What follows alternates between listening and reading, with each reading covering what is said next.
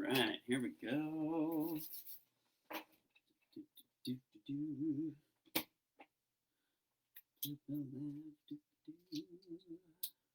All right, welcome back, everybody, for another Play Well Live. I'm Mike. Hope you had an awesome weekend, and let's do this. So it's another edition of Play Well Live. Our Monday is Challenge Edition, which is where we take your ideas, whatever you have come up with of things you want to see built out of Lego, challenges you want us to attempt, and we do our best to do it. So I was reading back through some old comments on videos and other things, and I saw, I should have looked up whose idea this was. Maybe you can remind me.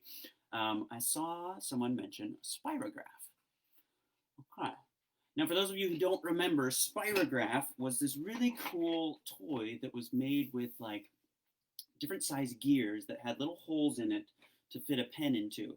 And you had this like round gear that you would move this around, and based on where your hole was, as the gears connected on the outside, it would kind of shift where your pen was as you went around. So you'd create these really cool designs just by going around in a circle. That was the only motion that you did, but the gears and the hole would move around where your pen was, and it'd create these awesome designs, right? And there's technical names for them, which we could go into, the type of shape they are. But I wanted to see if we could create some sort of Lego version of that, okay? Hi, Ben and Nolan. Welcome again.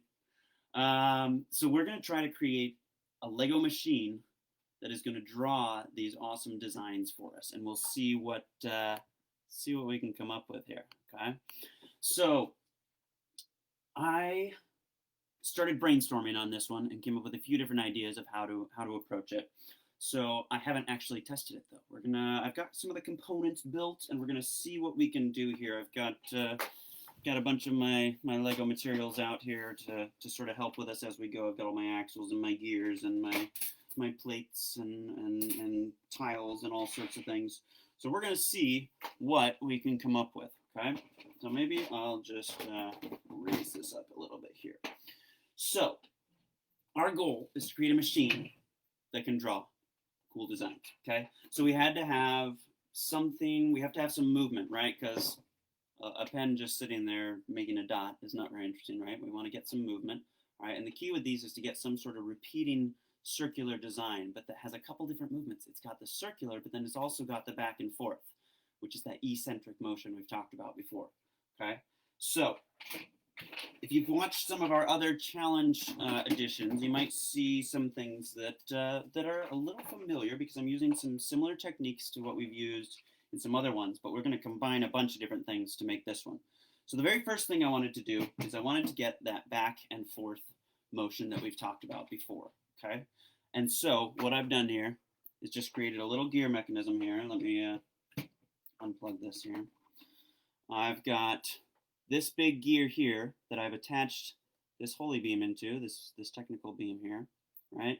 And since it's attached around the edge, remember, when that goes around the edge, it's going to essentially push back and forth. That's our eccentric motion. So this is kind of phase one of our Spirograph machine. So I get this set up here so that it can, okay. So do you see that now? I've got my gear drive set up so that it's turning this one pretty slow, okay? And because that pin is connected in the outside of the gear, it pushes this piece back and forth, that cam piece. And then I've got this last one here that's just fixed in a point here. So this is a little lever, right? This is my fulcrum. I'm pushing on this side. That's my effort, or my, and then my load would be over here, what was moving. So that's my little lever that I've got moving there. Okay, so now I've got that back and forth motion. That's a good start, I think. Okay. Now, if I just have that drawing, though, imagine a pen on the end of that. It's just going to make sort of an arc, a part of a circle, back and forth, back and forth, back and forth. Okay, so the other part we need is that rotating movement. Now, I think it would have been pretty tricky to get this whole mechanism to like rotate around the edge of something. That would have been crazy, okay? But I thought about it for a hot second. Okay, let's see. Joanne's wondering, where do you purchase the motors? Totally. So these motors, these particular ones are what Lego calls power functions. They sell a pretty good starter kit. If I could talk. You can check it out on their website. I can put a link to it later after the video as well. But yeah, so I've got that back and forth. Now I need the circular motion, okay? So rather than making my pen move in a circular motion, I thought, why don't we make the paper move in a circular motion? Okay, so here's the part that I haven't tested yet. I haven't tried yet. I just built a little stand here. Let me show you. Let me take off my little paper holder plates here. Okay, so this is going to be the paper that we're going to try to draw on.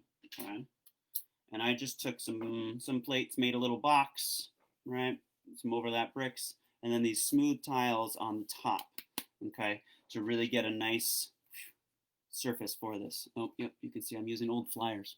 What better time than to use some old flyers that are no longer good?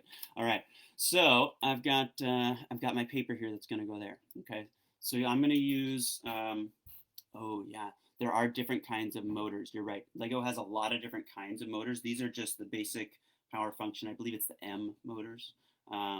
So there are lots of different ones, which we could go into at some point. But yeah. All right, so here we go. So I've got my little pad here that I'm going to mount my paper on, and I just put some little tiles with the one stud on the corner there so that I can put some plates over the top there. All right, looks like Ben's with us, and he posted a link to the power function M motor, which is what we're using here. But you're right, there are a lot of different kinds of motors that do different things. In our classes, we just use this one motor because it's really fun, actually, to kind of try to be as versatile as possible with something that is pretty basic. It only has one speed, right? If you want to get it to go different speeds, you have to engineer it to do that. You have to do a gear drive or different things to get it to change speed. So it's kind of interesting to use just these motors. It creates some cool challenges. Okay, okay, so I've got my pad there. Now I need this to rotate. Okay, so using another gear drive. I have all these components that I sort of worked out ahead of time, and we're going to see how they come together. Here, see if anyone remembers from my last challenge what the name of that special gear inside there is, okay? But this is going to make this spin nice and slowly. So I hook this one up. Okay, you can see that gear on the inside spin. And we'll see, I might want to even try and slow it down more, but that's pretty slow already. So I just took this gearbox and sort of mounted it sideways. If you can see how I did that, I attached some of these holy beams, these technical beams, onto the side there, okay? And then just got everything at the same level down here so that I could attach that onto my base plate here, okay? So let's start assembling some of these components, okay? Here we go, I've got my pad that I need to get on here to rotate. So to do that, I'm going to take some of these big round bricks that have that plus sign shape in the middle so that it can go onto our axle here. There we go. Okay, and let me see here.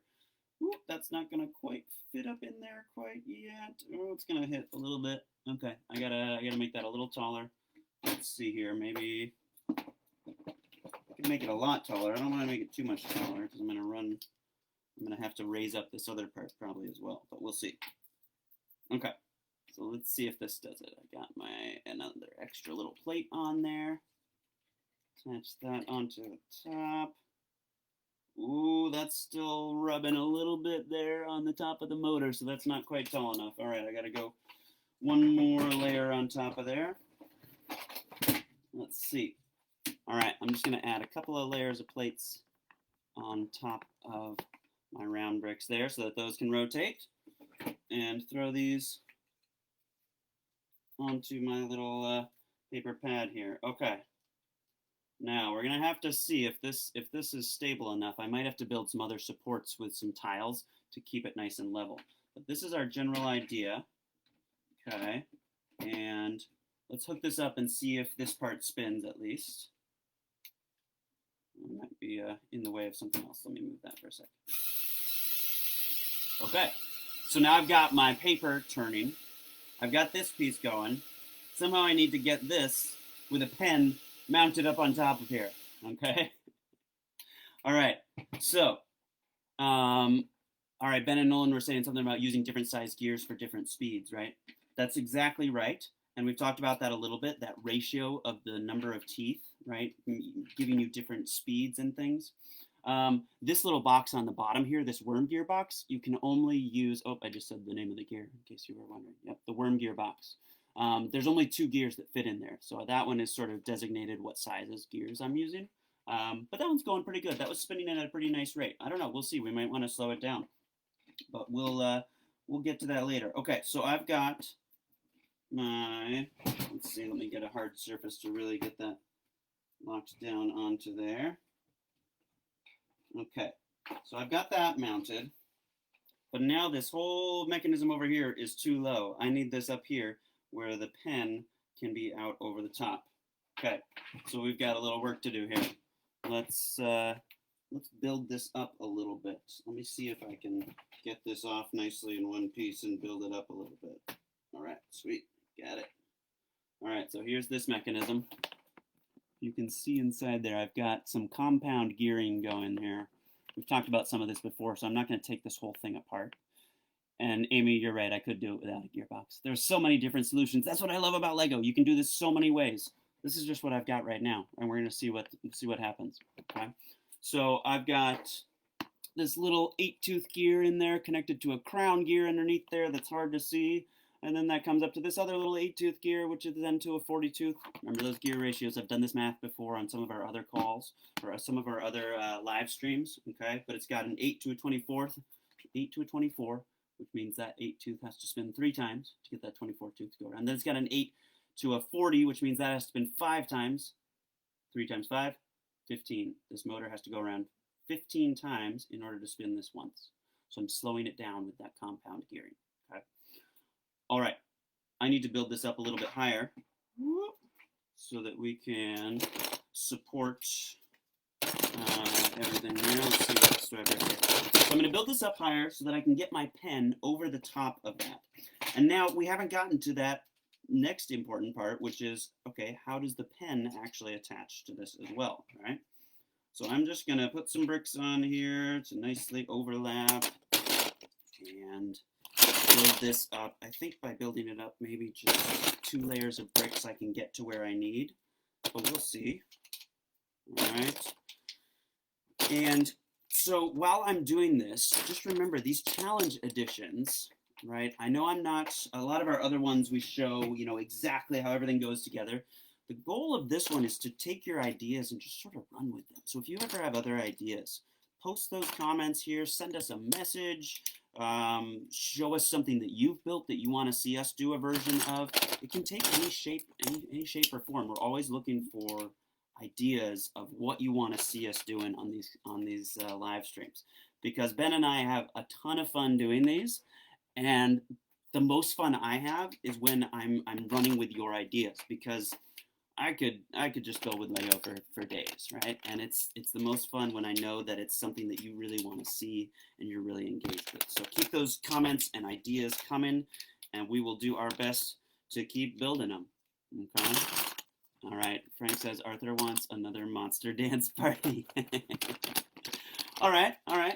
That's fair. You know, I've got Fluffy Marshmallow and Pinky around here somewhere. Oh, they're over there, so I can't quite reach them right now. But they might make a reappearance on one of these at some point. So thanks for that. Thanks, Arthur. All right, let's see here. I've got a couple of layer of bricks on the bottom there. Let's see if that's going to get it tall enough. Oh, no. I might need more. All right. So I underestimated how tall this was going to need to be. I've got a lot of gearing things under there. So let's just, I'm going to do a little bit of a quick job here of just placing enough bricks to get us tall enough. I think this whole thing is overlapped well enough to stand up here. I'll just add a few more. So close. Okay, last layer. Let's use some longer bricks on this bottom layer, maybe. All right, so we're just about ready to look at how to mount the pen onto there, okay? So I wanted to get some sort of design that could hold any type of pen, okay? And I wanted it to be adjustable to hold different kinds of pens, because maybe you want different colors, maybe you want different styles of pens in there, different things might work better, I don't know. We're experimenting. So, okay, all right. Let's see here. That is above there. I gotta get it far enough out of the way that it's not gonna run into each other when that other thing rotates, huh? Okay, let's see here. Let's see if I've done what I need to do. All right, get it back up here for y'all to see. Okay, so we've got our gear drive over here.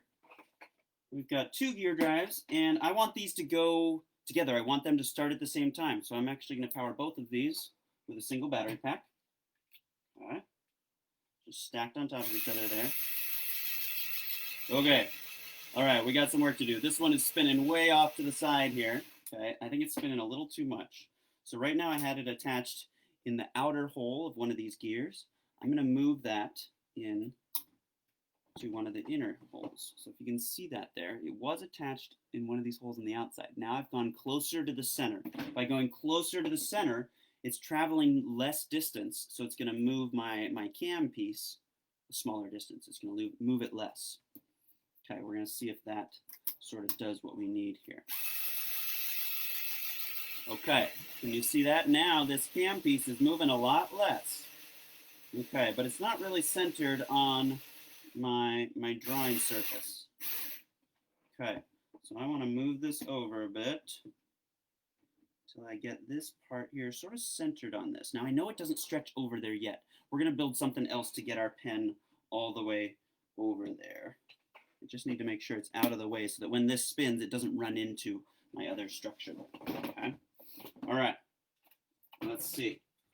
It's really nice to have a hard surface like a table or a floor even better is a nice floor to build on so that things get really well connected here. When I'm trying to build on top of a bin like this, it's just the connections aren't going to be good between the studs of the Lego and it might cause some problems. Okay, so let's see here. Let's think if this sort of has what we want.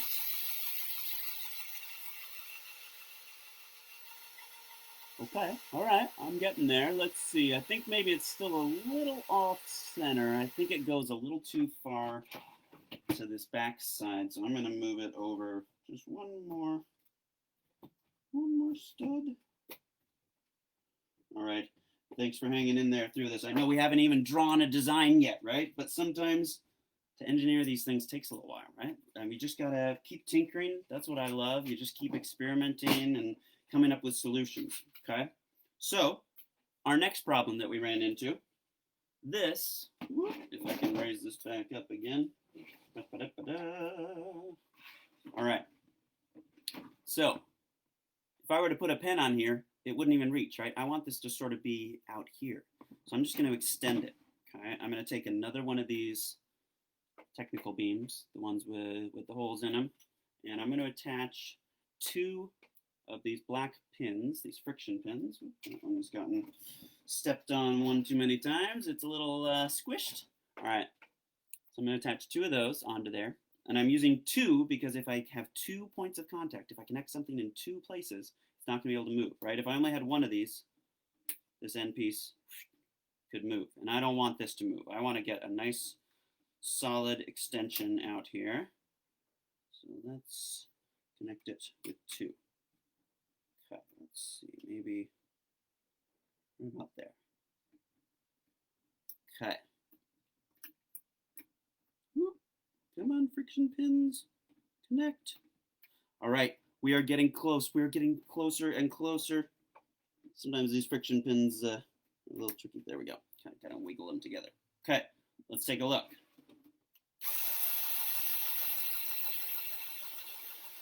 Okay, all right, so I've got that back and forth motion, and I've got the circular motion.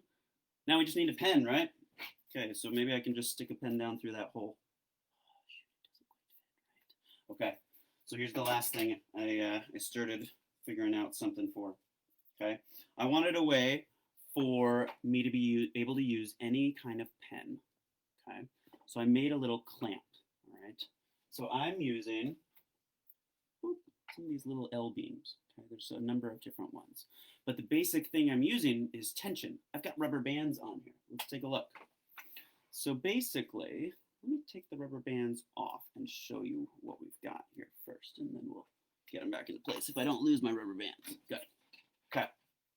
So what I did is I basically created a little mouth here. Okay, and this, it's just got an axle going down through there. That axle is not even attached to anything else. Just an axle with a bushing on the end so it doesn't fall through.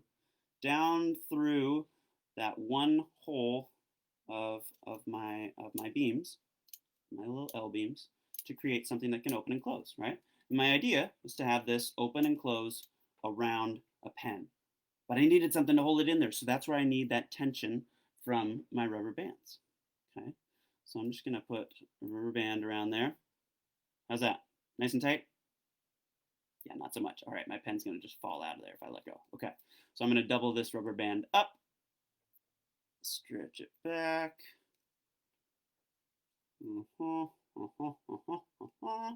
And I just put some little pins sticking up to give me something to pull my rubber band around. Okay, if I only do it on one side though, the bottom is sort of spreading out wider. So I need to do this around the bottom of my mouth here, my jaws, as well as the top. Okay, so let's come back around here. Okay, now I've got enough tension on those that it's holding my pen nice and tight in there, right? Okay. Let's see if we can get this on here. I'm really excited to see what this does. I have no idea. And even once we get this working, now we're going to be at the point of like tinkering this and making some different designs, assuming we can get this to work. Okay, so I've got my cap there. All right, and I can adjust where my pen is. Okay, all right, all right. I'm going to pull my pen back a little bit so that I can mount this part down onto my little holder here and then get the pen cinched right down onto my paper. I'm so excited. I hope you're excited too. Okay. This could be really anticlimactic. It could be a huge letdown, but you know what? That's all right. Do engineers make mistakes? Absolutely, right? Engineers absolutely make mistakes. The key is learning from those. So through all of this, all of these challenge editions that we do, and really anything that we do in our classes, in our live streams, in any of this, we're always looking how to learn from mistakes that we're making. Okay, so don't be discouraged if something doesn't work the first time or it doesn't work exactly how you wanted it to. Keep tinkering, keep trying, ask questions. Okay, let's see here. I've got 2 pins again. Remember, I need 2 points of contact to mount this on here. Let's see, maybe back like this. Oh man, okay. Okay, my pen is resting on there. I'm gonna zoom us in here so that we can see if this is gonna work. Okay, let's see what sort of design this creates. I have no idea if this is gonna work. Okay, let's see. Oh, interesting, okay. Can you see what it's doing?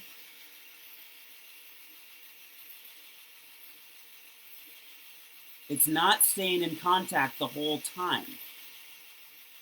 So it's sort of going off to the side, but oh man, it's creating a really cool design. Okay. Okay. I'm stoked by this. Okay, I'm stoked with this result because did it work exactly as I wanted it to? No. But did it show me that it can do what I was trying to have it do? Yes. Because, let's see here. Let's pull this off so I can show you. Okay. And then we get to tinker. Then we get to have some real fun. We've got our machine, and now we get to come up with ways to make it better. Okay, so we saw it was connecting onto the paper in the center, but it was lifting up off of the paper a little bit on the outside. And I think I know why. I think that's because this table that I built for it, I don't have it supported around the sides, so it can rotate a little bit. It can wobble. I need to get that super stable. So if I built some supports under there with these smooth tiles holding it exactly in place on all sides, I think that would get us what we need to do. Now, we might run out of time to do that on the call today, on the live stream, but that might be a challenge that I tinker with later and maybe bring back my finished machine or something next week. Take a look at what it drew for us. Isn't that awesome? Okay, so that little dot is where I had the pen initially. It just kind of leaked out some extra ink on there. I wanted to use a pen like this one that maybe was going to draw a little bit more consistently than one of these. But you know, you could try different things. That's the cool thing with this. Just try different things. Okay, so we've got our shape there, which you can see because it was going in a consistent pattern, right? because this pen was moving just back and forth, back and forth, back and forth, but the other part was rotating, it just kept going around at different intervals until it started copying that design in all of those places, right? Okay, I think we got to try one more, and I'm just gonna try, let's see. I wonder if I can build some supports in time for that. Probably not, but I might just put the pen down a little bit tighter and see if that gets it to draw a little bit more of the design. And then here's the cool thing.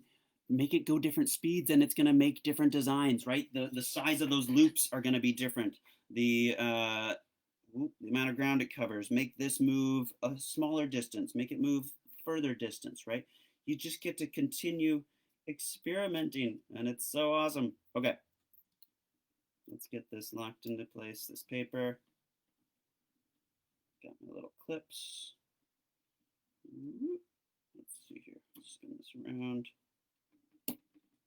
Okay, now I think it sort of starts to run into some things on this side of it, so that might be a problem, but we'll see. I'm going to push my pen down a little bit tighter. Okay, let's try it again. Ready? Here we go. Whoa! All right, I went off the side.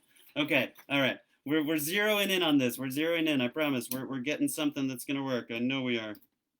Oh, let's see if I make this move a little bit less, perhaps.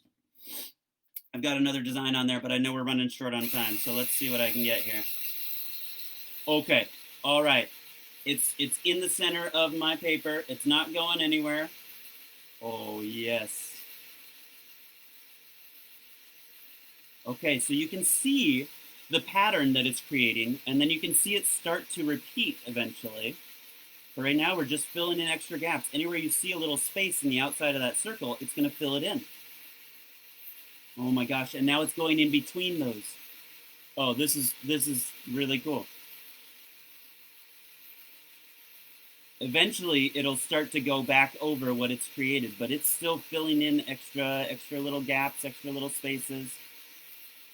Let's see, are we still? Oh, we're still creating new ones. It's going to get just thicker and thicker, denser and denser. Oh my gosh. Okay.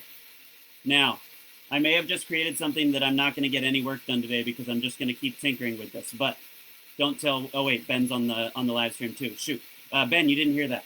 Okay, okay. I could just keep watching this because I think this is so cool, and there's so much we could talk about this because we can talk about the math of what is going on here.